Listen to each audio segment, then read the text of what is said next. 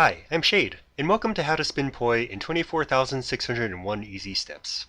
If you're new to this, you probably don't actually have a pair of poi yet. Don't worry about that.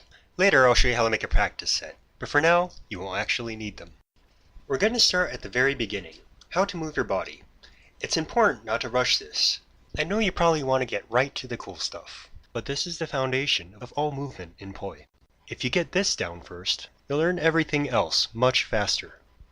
Let's start with the arms, since moving them while spinning is kind of important. Stand up and follow along.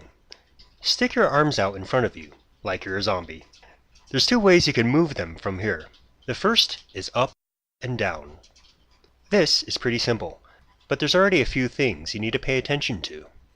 First, you are not Superman trying to fly through the ceiling. Keep your shoulders relaxed. This will make your movements faster and more fluid. Second, don't lock your elbows. Visually, there's very little difference between this and this. But locking your elbow not only requires much more energy, but completely ruins your flexibility. The other way to move your arms is side to side. If you try to do it like this, while facing forwards, you run into a bit of a problem. You can't reach your other hand, so if you're spinning poi, all your moves are going to be crooked. Also, trying to move this hand behind you is really difficult. So, try rotating your torso from the knees instead. This gives you a lot more freedom. Exploring poi is all about mixing what you already know into new combinations. So, what happens if we move our arms up and down and left to right at the same time? A circle! Okay, so it's not that impressive, but stick with me here. And don't forget, relax your shoulders, don't lock your elbows, and rotate your torso. This leads us to the real stuff. What we're doing now is the first of the modes of spinning. There are 4 modes of spinning, each describing a different way you can rotate 2 objects, like your arms, at the same time. This mode of spinning is called same time, same direction. It's called same time because when one hand is up, so is the other. And when one hand is down, so is the other. It's called same direction because both arms are rotating in the same direction. Pretty simple. If you consider this side to be the front, we are now spinning forwards because we're pushing down in front of us, like this. It's also possible to go backwards, or in reverse. This means we're pushing up, like this. Take a moment to get used to this movement in reverse. Now, let's learn to turn around while doing this. Let's spin forwards with our hands pushing down in front of us. Stop at this point. Normally, you would turn your body back to go here. Instead, turn your body the opposite direction and end up facing away.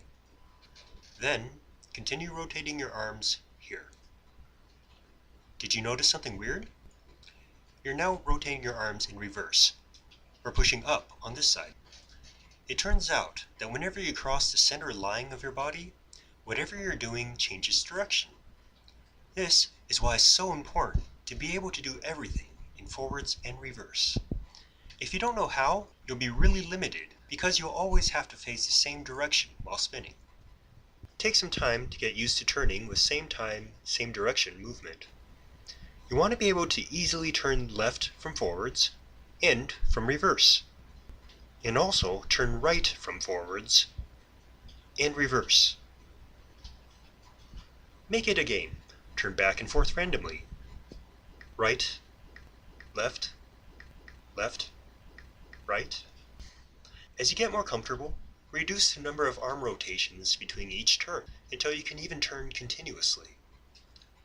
You know you've got this down when you can do the whole thing in a sort of effortless dance. How does any of this help? I'm going to do a move called the 3-beat weave.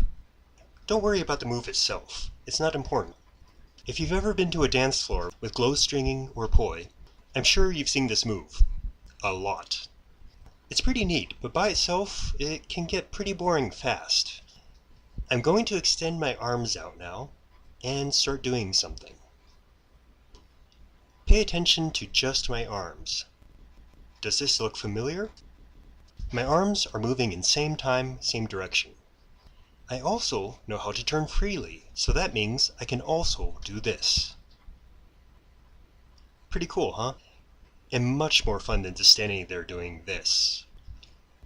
What you're learning now is going to let you turn this into this down the line. So, take some time to play around with this.